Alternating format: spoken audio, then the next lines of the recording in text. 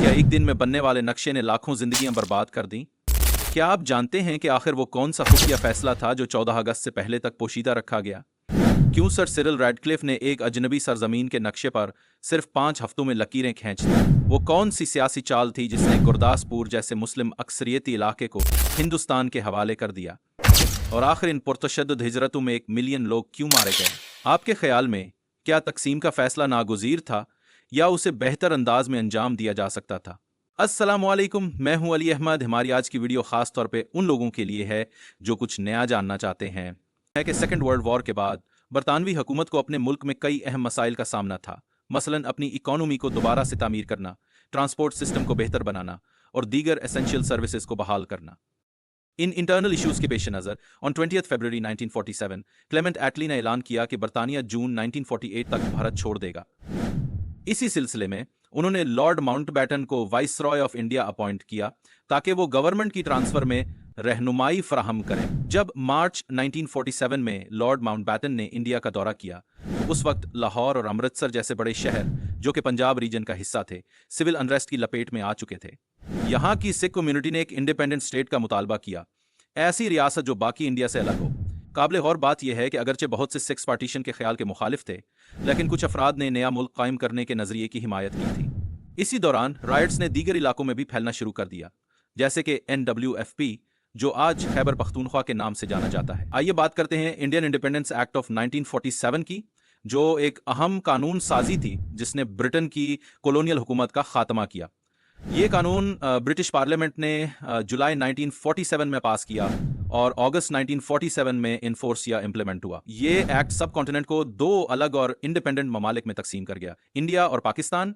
ये अमल तकरीबन 200 साल के ब्रिटिश कॉलोनियल रूल के इख्तिताम का मौका था, जैसे एक पुरानी दास्तान का नया इख्तिताम हो गया हो।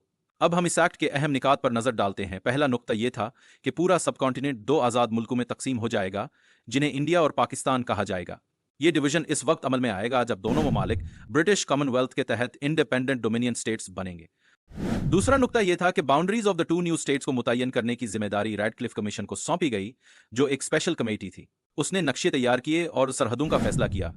यह फैसला निहायत अहम था क्योंकि उसे बहुत से इलाकों और कम्युनिटीज के मुस्तकबिल का तयन करना था। तीसरे नुक्ते के मुताबिक पाकिस्तान के इलाके में शामिल होंगे west Punjab, east Bengal, Sindh, Balochistan, north west frontier province NWFP और मुमकिन तौर पर वेस्ट बंगाल का कुछ हिस्सा।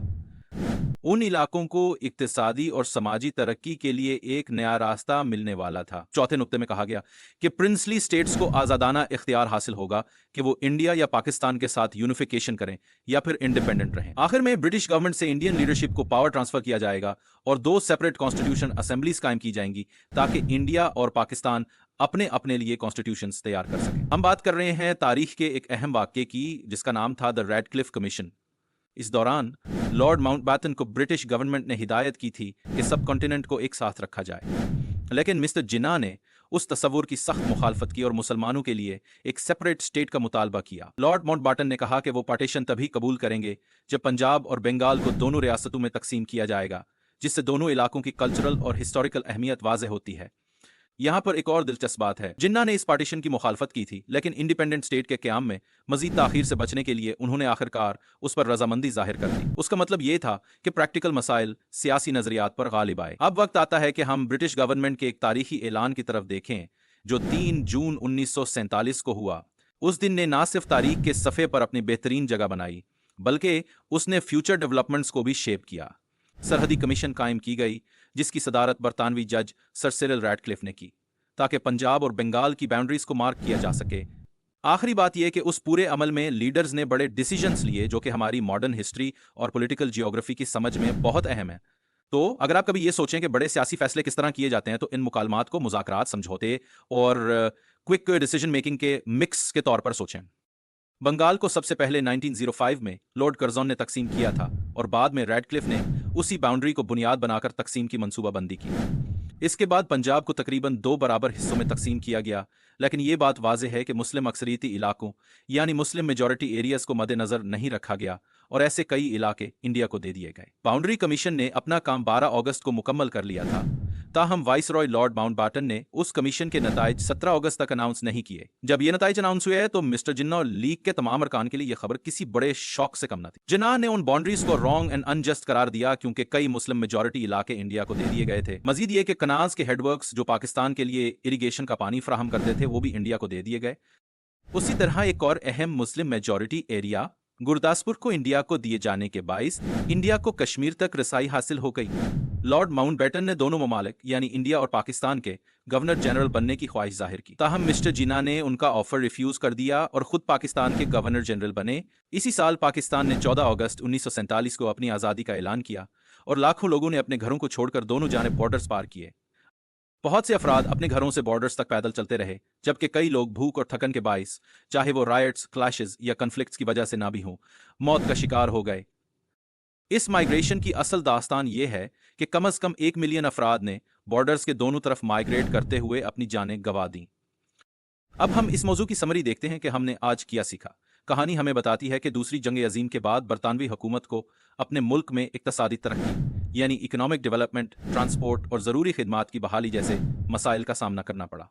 क्लीमेंट एटली ने 20 फरवरी 1947 को ऐलान किया कि ब्रिटेन अपना असर इंडिया से हटाएगा और लॉर्ड माउंटबेटन को वाइसरॉय ऑफ इंडिया अपॉइंट किया गया। मार्च 1947 में माउंटबेटन का दौरा करते वक्त पंजाब के बड़े सिटीज जैसे लाहौर और अमृतसर में सिविल अनरेस्ट और आज़ादी के मुतालबात जाहिर हुए। इसी दौरान सिख कम्युनिटी ने एक नया इंडिपेंडेंट रुकनियती मुतालबा किया, जबकि दीगर इलाकों जैसे NWFP में रायट्स फैल गए। इसके बाद इंडियन इंडिपेंडेंस एक्ट ऑफ 1947 सामने आया, जिसने ब्रिटेन की कॉलोनियल हुकूमत का खात्मा किया और सब कॉन्टिनेंट को इंडिया और पाकिस्तान में बांटा। ये एक्ट ब्रिटिश पार्लियामेंट ने जुलाई 1947 में पास किया और अगस्त 1947 में नाफिज हुआ।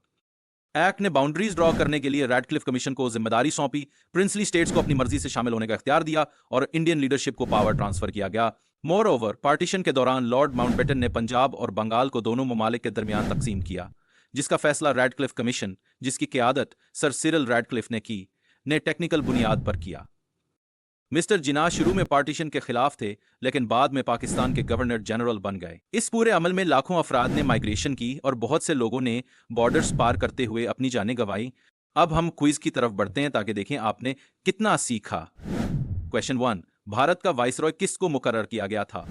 Answer 1 option A Lord Mountbatten. Question 2, भारतीय आज़ादी एक्ट कब नाफिज हुआ था? आंसर 2 ऑप्शन बी 15 अगस्त। क्वेश्चन 3, रैडक्लिफ कमीशन की क़यादत किसने की थी? Answer 3 option D sir Cyril Radcliffe.